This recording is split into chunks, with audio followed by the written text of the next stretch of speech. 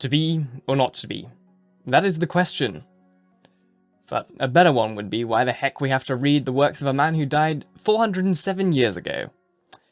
Every student in the English-speaking world and many in non-English-speaking countries, such as France, where I live, have to read at least one of Shakespeare's plays when in high school.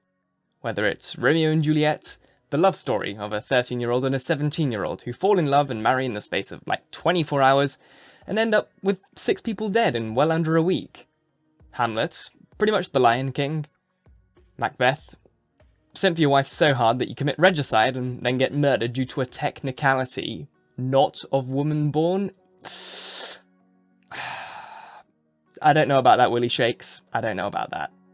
Or any of the other famous plays of the Bard. But why the heck do we need to when he died nearly half a millennium ago and his English no longer resembles that which we use today? Doth thou art mine hair, or whatever. Well, I'm going to try my best to help you understand why you still need to read Shakespeare today, and why he's ever present, and why it's a good thing. One of the main reasons that Shakespeare's still important today is the timeless nature of his themes. Though the plays that he wrote were written in a very different time, when English had a formal and informal you, they deal with universal themes such as love, power, betrayal, that we find in all sorts of films, books, and any other work of fiction you can imagine. Shakespeare's characters are also very complex. Not many of Shakespeare's characters are one-dimensional, and even the ones that appear for one scene have a little bit of background to them. They're timeless, they're present, they're real people. There are parts when reading Hamlet and watching Macbeth on stage when you're really rooting for them to succeed. You want Macbeth to kill Duncan. You want Hamlet to take the throne. But there are other times when you're thinking, what the heck is this idiot doing? Or, in certain cases, I hope this guy gets taken out. Shakespeare's ability to create characters that still we see in media today is fantastic. We see the character that we root for at the start, and then as the show goes on, the film goes on, we start to think, oh god, this guy's the bad guy. Why was I rooting for him at the beginning? My classic example is Walter White in Breaking Bad. We start out rooting for him. He's the good guy. He's making this money. He's got to do some bad stuff to do it, but he's just trying to make money so he can pay his bills. And then the inner demon comes out. He becomes this monster, this evil guy, and you're there thinking at the end of the final season, oh my god, why the hell did I root for this guy at the start? Macbeth is the same thing. We root for him at the start, and yet, by the end of the play, I was going to say spoiler alert, but it was written 400 years ago. You're wanting him to be taken out. Shakespeare's timeless. And you see that in a lot of modern media today. You might not notice it, apart from the one that I mentioned before, the Lion King being Hamlet, but many of the films and TV shows that you watch, or books that you read, are based on Shakespeare's plays. 10 Things I Hate About You is The Taming of the Shrew. It's a bit on the nose, but still.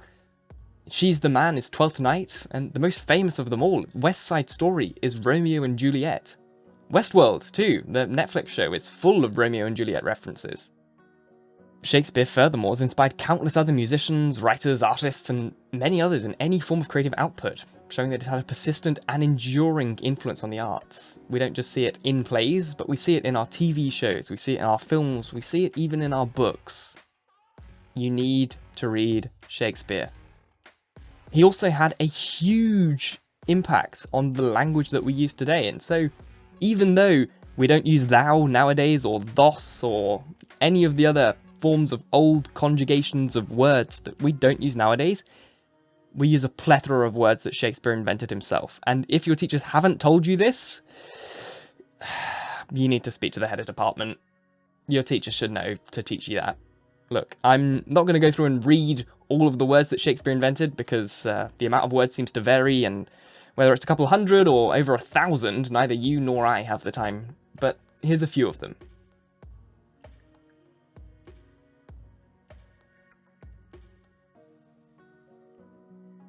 One of the reasons that you must read Shakespeare is because of the way he changed modern English. You wouldn't have a bedroom, but a chamber. You couldn't be a champion. You couldn't grovel with your landlord when your rent is late by a few days because your boss doesn't pay you over the weekend or on public holidays. Ugh, God. Now, there is a bit of a cop-out, and it feels really weird to say, and it's probably going to make everyone watching this roll their eyes, but one of the reasons that you have to read Shakespeare is because everyone has to read Shakespeare. Even here in France, like I said before, where I live, my French friends even had to read him. He is so important to writing and language that people whose first language isn't even English even have to read his works. Iambic pentameter, the writing style that Shakespeare is most famous for, which I will have a later video on, doesn't even work in French.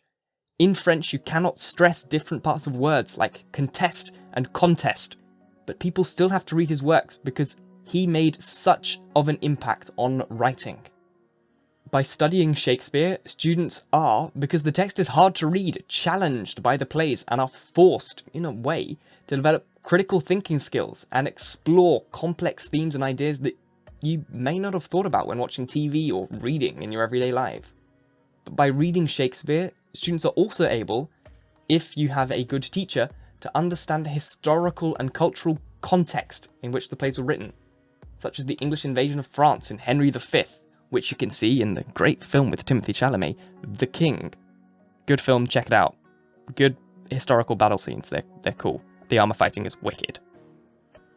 Now, you can't really speak about why you think something is good without speaking about why it's maybe bad. And there are many people, even scholars, who argue that Shakespeare's works are outdated and irrelevant in the modern world.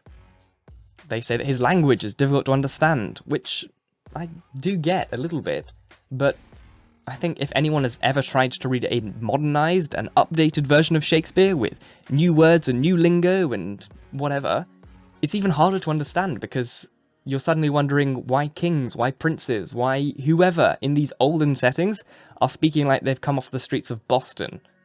It's weird, and I personally find that it makes the text harder to understand.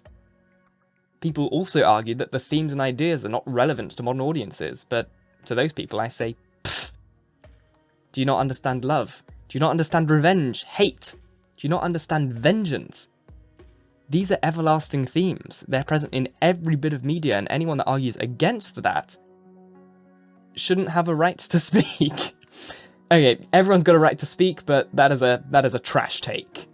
And, you know, it's my video, so I'm going to share my opinion, and if you don't like it, you can skip to the end, whatever.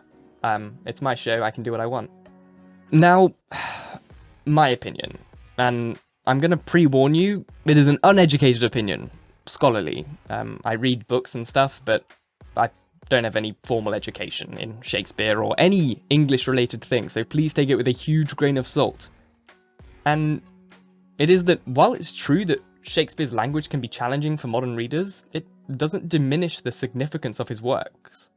I believe that the complexity and richness of his language is one of the things that makes his plays so enduringly popular.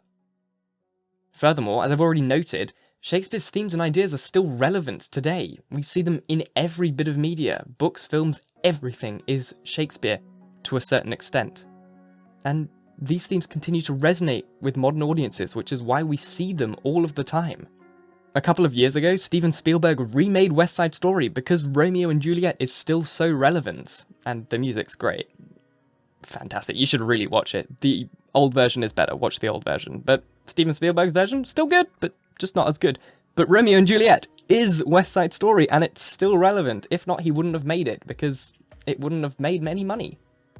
Which, you know, is what media is about nowadays. It's about making money, which is a shame. But that's a different topic for a different day. William Shakespeare's enduring importance in the 21st century can be attributed to his timeless themes, his influence on modern culture, and his continuing relevance in the classroom. Although he lived and wrote over 400 years ago, his works remain relevant and important to modern audiences. As we continue to explore his plays and examine the themes and ideas that he explored, we can gain new insight into the human experience and our place in the world. Shakespeare's works continue to challenge and inspire us, and will undoubtedly continue to do so for generations to come.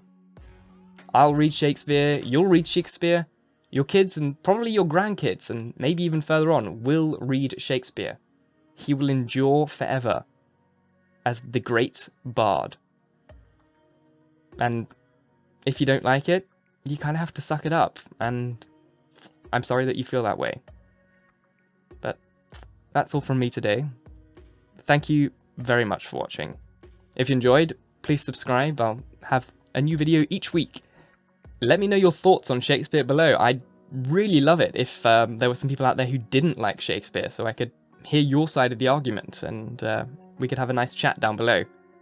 Once again, thank you, and I'll see you next week with another video on your English Essentials.